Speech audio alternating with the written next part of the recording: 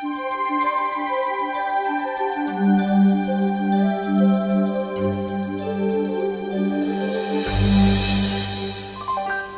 I'm Matt Johnson, a consultant with the Indiana IEP Resource Center.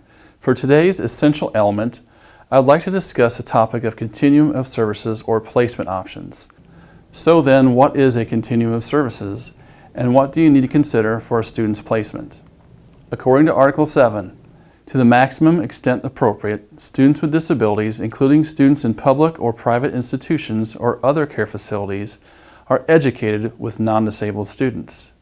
Special classes, separate schooling, or other removal of students from the general education environment occurs only if the nature and severity of the disability is such that education in general education classes using supplementary aids and services cannot be satisfactorily achieved. To be clear, students with disabilities should be educated in the general education classroom with their peers. Removal from the general education environment should only be considered when the needs of the student cannot be met in the general education classroom. Supplementary aids and services to promote student success in the general education environment include accommodations and modifications to the curriculum. The Case Conference Committee determines the placement in which a student will receive services. The student's placement is A. Based upon the student's IEP, B.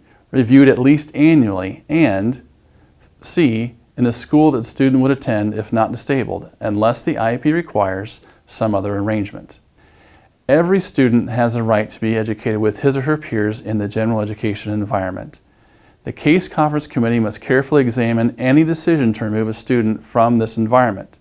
The committee must record the discussion of potential harmful effects of the decision and document the rationale behind that decision. From the initial evaluation through monitoring progress on goals, there is an expectation that all decisions made in the IEP are supported by data.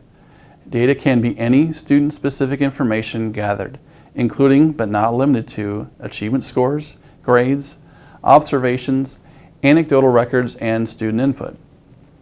The Continuum of Services is further defined in Article 7 to include the following.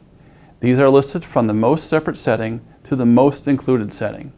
Full-time homebound instruction, full-time residential placement, full-time day special school, part-time special school and part-time regular school, full-time special class in regular school, part-time special class, part-time regular class, full-time regular class with some out-of-class support and some in-class support, full-time regular class with in-class support, full-time and regular class.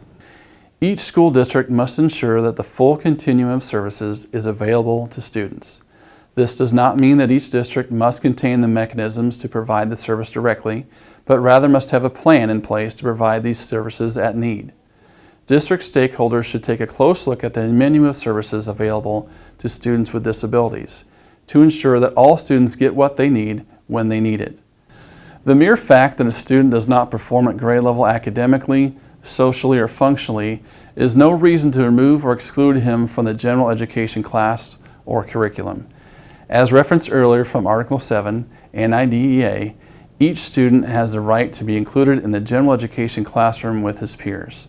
The Case Conference Committee should consider all possible supplemental services and supports to include the student in the general education classroom and to allow him or her to make progress in the grade level curriculum.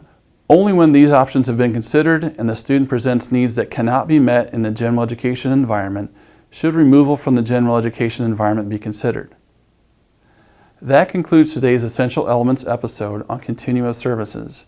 If you have questions about this or any other topic, connect with us on the Indiana IEP Resource Center website, indianaieprc.org. Just click on the Contact Us link.